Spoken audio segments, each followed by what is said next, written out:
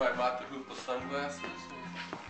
Are we okay like this? Okay, like this. This is kind of informal and casual. No sunglasses, no hat. It's just Solomon King at home. All right, so tell us about this song. Why this song? Wow, Whiter Shade of Pale. This is one of the most unlikely things I could have ever thought of recording. First off, it's a song that I revere, and I've always adored this song. And getting ready to do the new CD, the producer, Sylvester Rivers, came to me with some suggestions. He wanted to do some cover songs. And doing cover songs is unusual for me in the first place, and that's another conversation, Ashley, you and I can have. But he brought some cover songs in for me to listen to, and one of them was Whiter Shade of Pale. And he brought in the Annie Lennox version. He wasn't even aware that Procol Harum had cut it. So he brought in the Annie Lennox version, and we played it. And I said, there's no fucking way I can cover this song. I mean, listen to this girl sing. Nobody could sing like this. I'm not going to touch this thing. And then, of course, I said, the Procol Harum version, which he didn't know. I said, that's another amazing version. I'd be terrified to touch that song. So, nonetheless, he left me that and some other songs, and I started thinking about it. I thought, oh, what a great song, but wow. And then I mentioned a couple friends was suggested that I do Whiter Shade of Pale, and I was like, laughing, saying, oh, And the friends looked at me and said, Whiter Shade of Pale, yeah, you should do that song. It's a great song.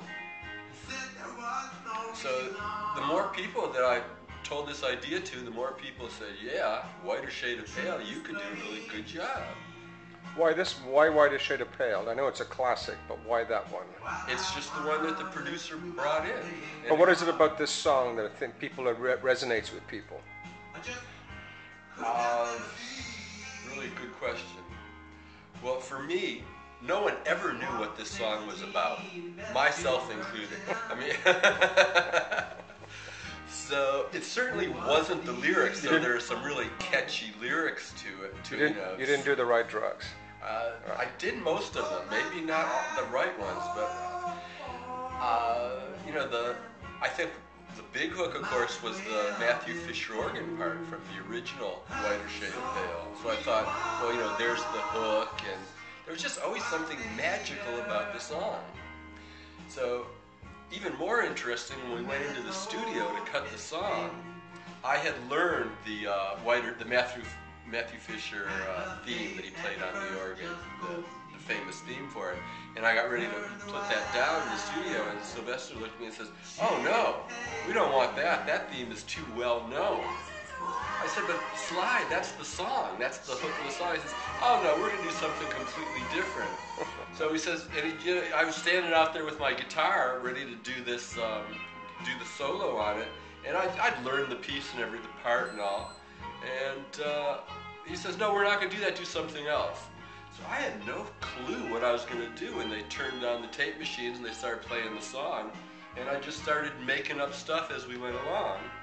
And after, about the second or third take where I was noodling around, they stopped it and they said, okay, that's it, we got it. I said, what do you mean we got it? I said, no, I'm just experimenting. They said, no, that's what we want. And that's what you hear me playing.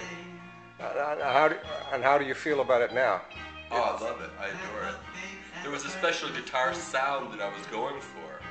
And I was going to play the original Matthew Fisher theme with it.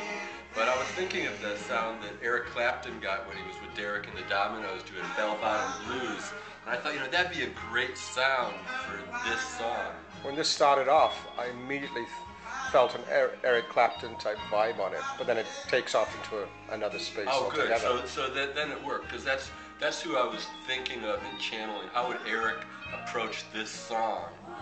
And I experimented with some little sounds and stuff to try to get that sound, and I did. But what's even more interesting is that the arrangement that Sly did for it, and the way that it's played. It's like a soul song. It's like an Otis song, the way that it's arranged and comes down. So it was a wonderful experiment, which really came off. Solomon King does slow hand.